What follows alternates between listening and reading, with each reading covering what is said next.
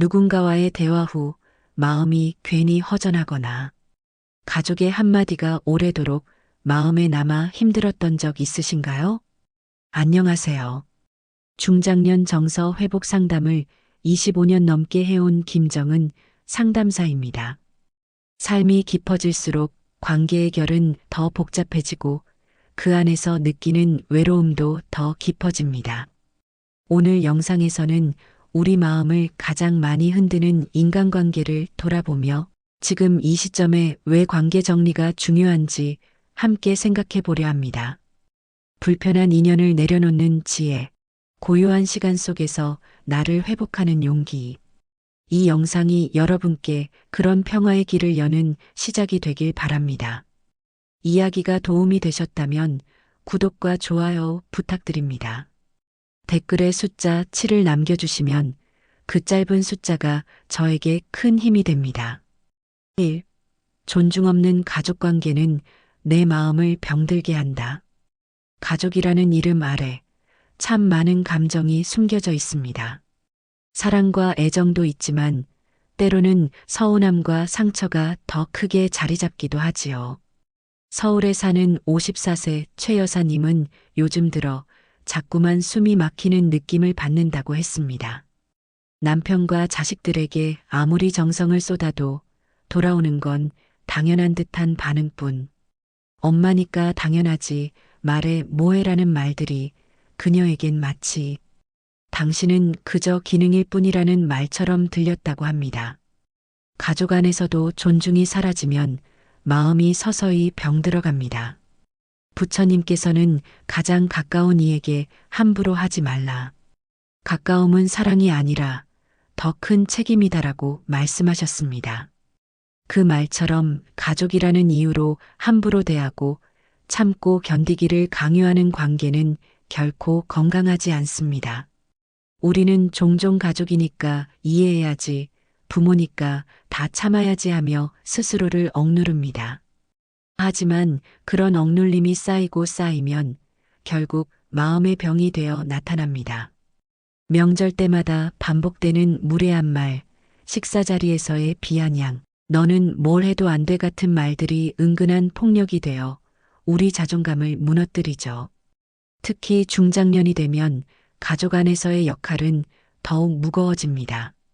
부모로서, 자녀로서, 배우자로서의 의무감이 쉴 틈 없이 몰려옵니다. 그러다 보면 자신을 돌보는 일은 늘 뒷전이 되고 마음속에는 조용한 외로움만이 남습니다. 여러분은 어떠신가요? 혹시 지금도 참는 게 미덕이라고 스스로를 달래며 힘든 관계를 유지하고 계시진 않나요? 존중이 없는 관계는 사랑이 아닙니다. 부처님께서는 존중이 깃든 말 한마디가 100가지 공양보다 크다고 하셨습니다. 우리 삶에서 진정한 공양은 바로 말과 태도에서 시작된다는 뜻이겠지요. 가족이라도 아니 가족이기에 더 존중받아야 합니다. 그리고 내가 존중받지 못하는 관계라면 그건 분명히 돌아봐야 할 일입니다. 몸이 아플 때는 병원을 찾듯 마음이 아플 때는 멈춰서서 바라볼 필요가 있습니다. 나의 마음을 병들게 하는 원인이 가족이라면 그 관계의 방식부터 다시 점검해야 합니다.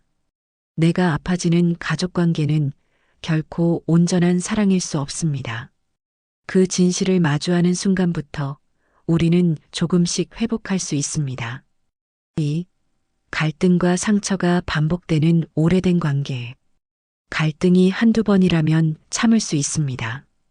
하지만 상처가 되풀이되고 그 상처 위에 또 갈등이 쌓인다면 어떨까요? 경기도에 거주하는 60세 김모 씨는 여동생과 30년 넘게 크고 작은 다툼을 반복해왔습니다. 처음엔 부모님 유산 문제였고 그 다음엔 자식 문제, 마지막엔 말 한마디가 화근이 되었죠. 이제는 서로 눈을 마주치는 일조차 피하고 지냅니다.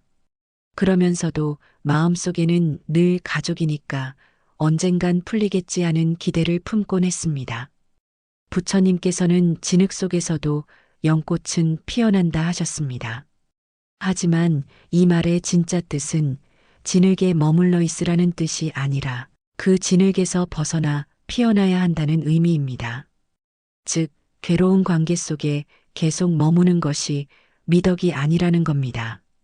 우리 중장년 세대는 끈기와 인내를 미덕으로 배워왔습니다.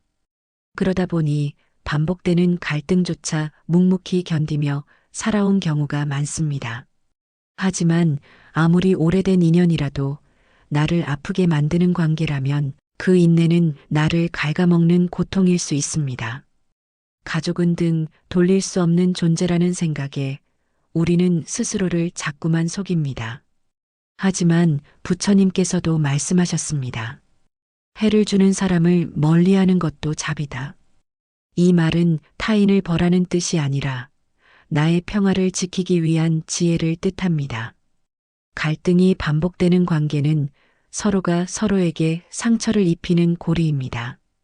그 고리를 끊지 않으면 결국 두 사람 모두 아프게 됩니다. 마음속에 켜켜이 쌓인 원망과 미움은 시간이 지났다고 해서 저절로 사라지지 않습니다. 혹시 여러분도 그런 관계 속에서 지금껏 살아오고 계신가요? 이제 와서 정리하면 나만 나쁜 사람이 되지 않을까 걱정하신 적 있으신가요? 관계를 정리하는 건 결코 무책임한 일이 아닙니다. 오히려 더 이상 서로를 다치게 하지 않기 위한 마지막 배려일 수 있습니다.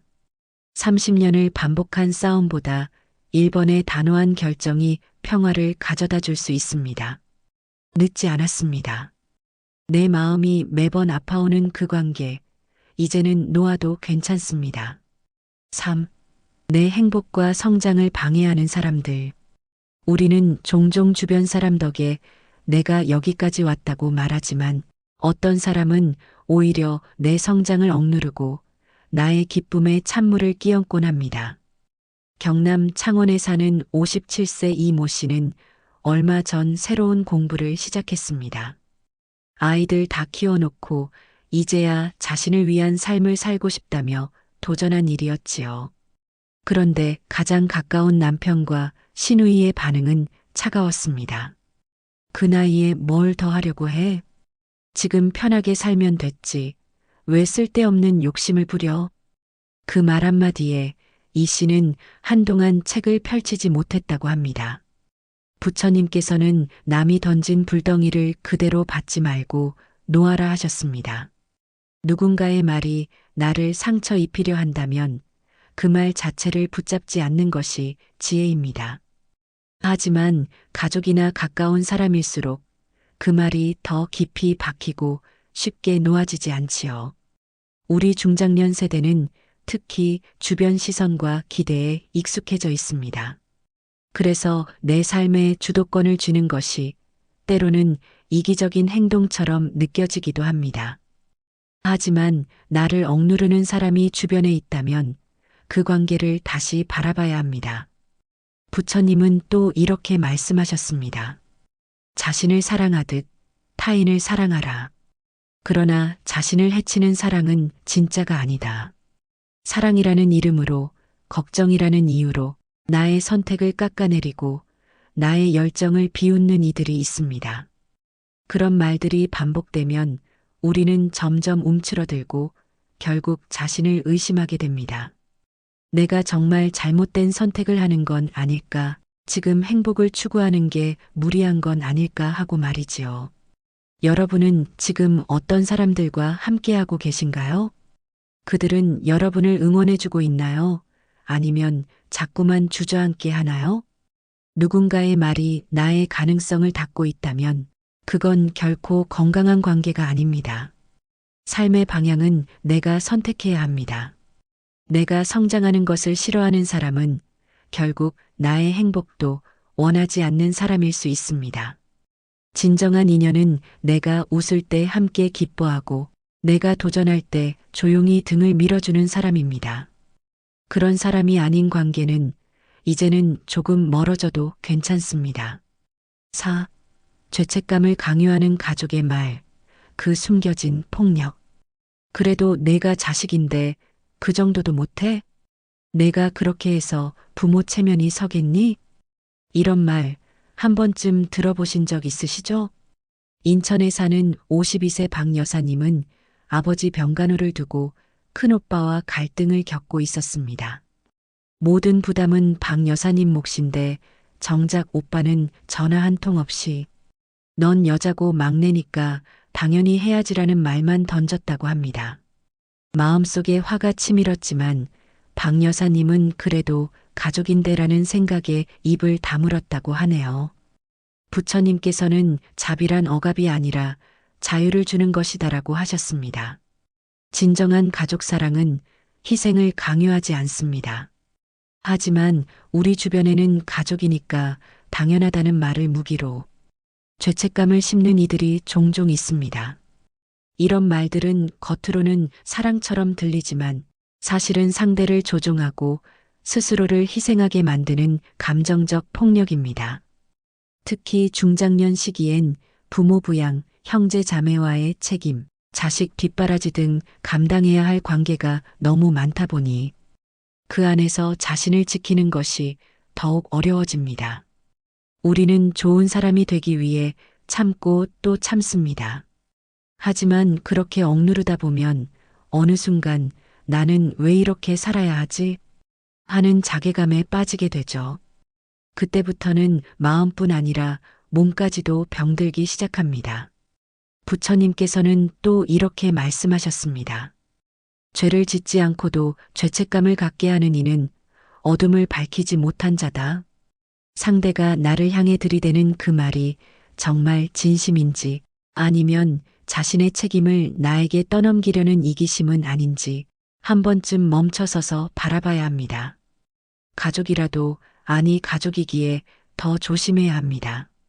말 한마디가 평생의 멍이 될 수 있고 작은 요구가 깊은 상처가 될 수 있습니다.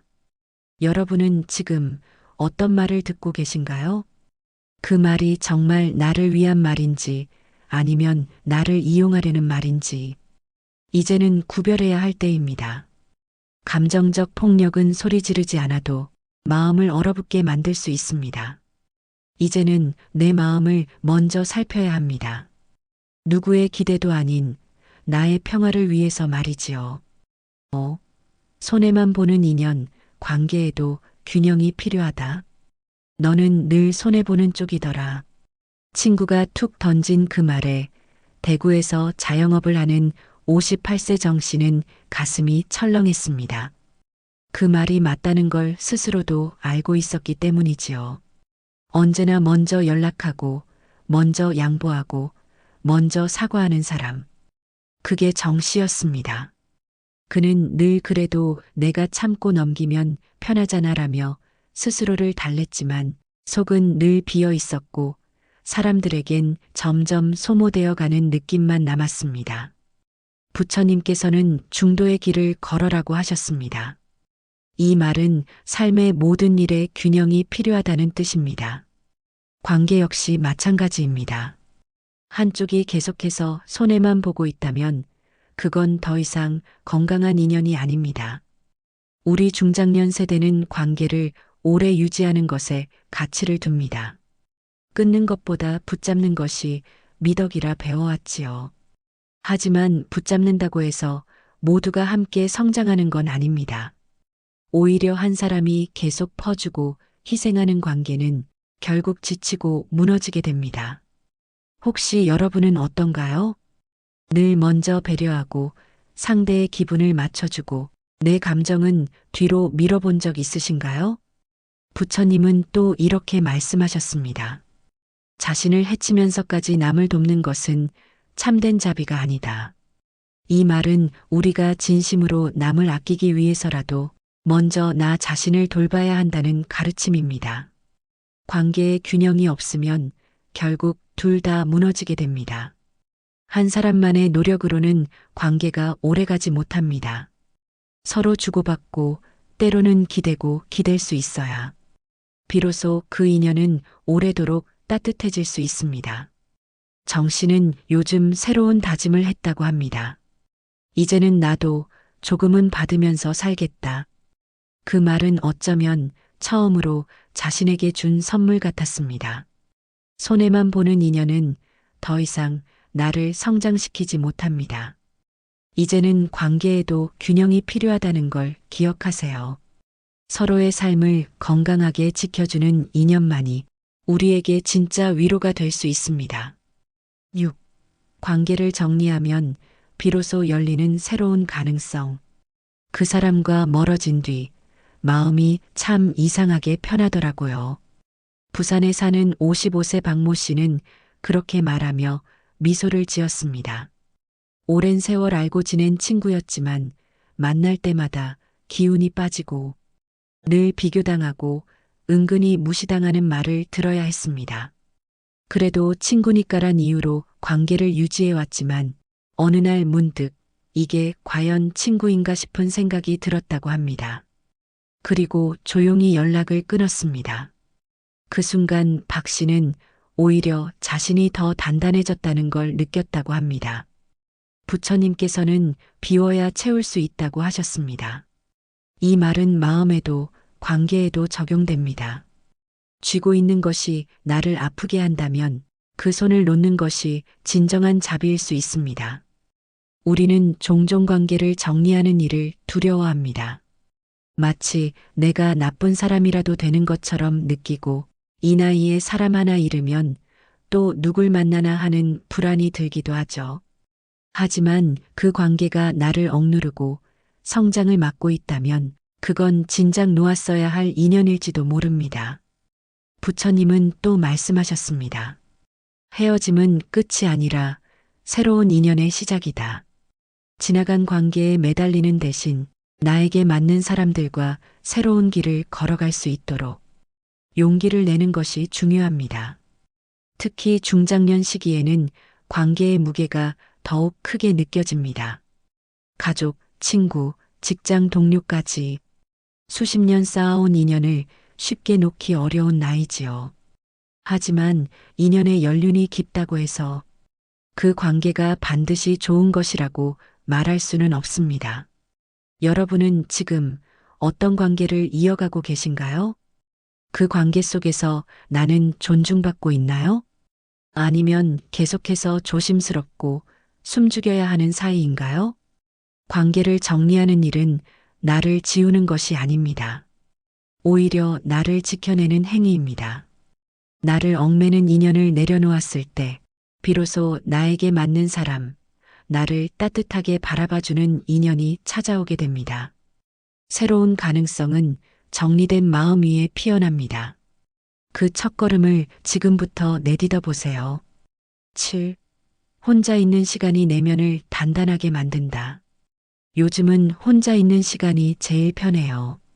서울에 사는 59세 윤 여사님은 요즘 들어 그런 생각을 자주 하게 된다고 합니다. 아이들은 각자의 삶을 살고 남편은 퇴직 후에도 여전히 바쁜 일상을 보내고 있고 하루 대부분을 혼자 보내게 되면서 처음엔 외로움이 컸지만 이제는 그 고요한 시간이 오히려 마음을 채워준다고 말합니다. 부처님께서는 모든 지혜는 고요함에서 시작된다고 하셨습니다. 혼자 있는 시간은 외로움이 아니라 자신을 마주하는 기회입니다. 바쁜 일상과 타인의 기대 속에서 흘러가던 삶을 멈추고 비로소 나의 진짜 목소리를 듣게 되는 시간이기도 하지요. 중장년의 시기는 의외로 고독과 친해지는 법을 배우게 되는 때입니다. 부모를 떠나보내고 자녀는 독립하고 사회적 역할도 점점 줄어드는 이 시기에는 삶의 중심을 다시 나에게로 옮길 필요가 있습니다. 혼자 밥을 먹고 혼자 산책을 하고 혼자 생각하는 시간. 이전에는 쓸쓸함으로 느껴졌던 이 순간들이 이제는 나를 지탱하는 중요한 힘이 될 수 있습니다. 여러분도 그런 경험 있으시지요? 혼자 있는 시간에 문득 지난 날을 돌아보게 되고 그 안에서 작지만 단단한 위로를 얻게 되는 순간들 말입니다. 부처님은 또 이렇게 말씀하셨습니다. 자신과 함께 있을 수 없는 자는 그 누구와도 함께할 수 없다. 이 말은 혼자 있는 법을 아는 사람이야말로 진정한 관계도 진짜 삶도 만들어갈 수 있다는 뜻입니다. 외부의 시선이 사라진 그 순간 우리는 진짜 나와 마주하게 됩니다. 그 안에는 상처도 있고 아쉬움도 있지만 그 모든 것을 받아들일 수 있을 때 비로소 내면이 단단해지지요. 혼자 있는 시간은 연습이 아니라 선택입니다. 그리고 그 선택은 나를 성장시키는 가장 조용하고 강한 방법입니다. 누구의 목소리도 들리지 않는 그 시간 속에서 우리는 비로소 내 마음의 소리를 듣게 됩니다. 그 소리와 가까워질수록 우리는 더 이상 외롭지 않습니다. 단단한 나로 서 있기 위한 첫걸음, 바로 혼자 있는 시간에서 시작됩니다. 8. 외로움이 아닌 고독, 나를 돌아보는 시간. 외로움과 고독은 닮았지만 전혀 다른 감정입니다. 외로움은 누군가를 그리워하는 마음이지만 고독은 나 자신을 바라보는 시간입니다. 경기도에 거주하는 61세 김 여사님은 퇴직 후 처음으로 아무에게도 연락하지 않는 하루를 보내봤다고 합니다.